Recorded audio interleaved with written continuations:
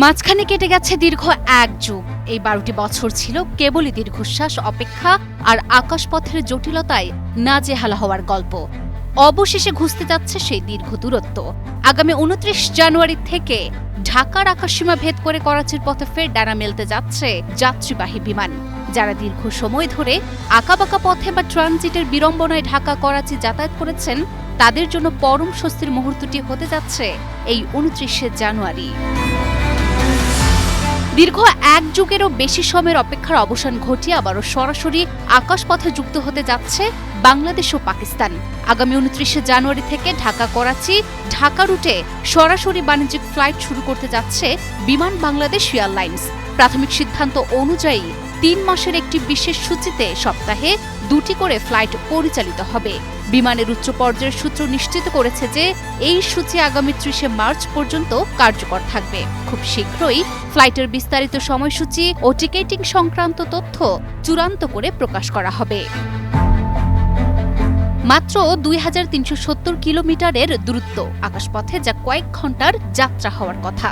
কিন্তু সরাসরি ফ্লাইট না থাকায় ঢাকা থেকে করাচি যেতে যাত্রীদের ঘুরে যেতে হচ্ছে দুবাই, দোহা সহ মধ্যপ্রাচ্যের বিভিন্ন ট্রানজিট হাবে। ফলে যেখানে ২০১৯ সালে ভাড়া ছিল ৫০ থেকে ৫৫ হাজার টাকা, সেখানে এখন তা গড়ে ১ লাখ টাকা ছাড়িয়েছে। ট্রানজিটের বিড়ম্বনায় ৮ থেকে ১২ ঘন্টার স্বাভাবিক যাত্রা অনেক ক্ষেত্রে বেড়ে দাঁড়াচ্ছে ১৮ থেকে ২২ ঘন্টায়।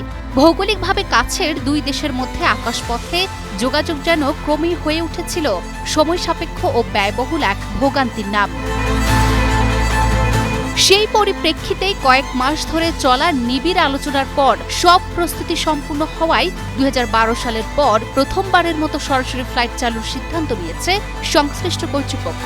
সাম্প্রতিক কূটনৈতিক যোগাযোগ ও সহযোগিতা সংক্রান্ত আলোচনার পর বাংলাদেশ ও পাকিস্তানের দ্বিপক্ষীয় সম্পর্কে ইতিবাচক অগ্রগতি লক্ষ্য করা যাচ্ছে। এই প্রেক্ষাপটেই সরাসরি ফ্লাইট চালুর সিদ্ধান্ত নেওয়া হয়েছে বলে সংশ্লিষ্ট সূত্র জানিয়েছে। সরাসরি ফ্লাইট চালু হলে যাত্রা যেমন সহজ হবে, তেমনি সময় ও ব্যয় কমবে বলে মনে করছেন সংশ্লিষ্ট ব্যক্তিরা। পাশাপাশি দুই দেশের মানুষের মধ্যে যোগাযোগ বাড়বে এবং বাণিজ্যিক সম্পর্ক জোরদার হবে বলে আশা করা হচ্ছে।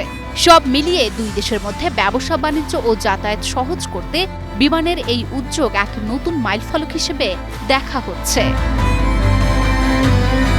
Report news 24।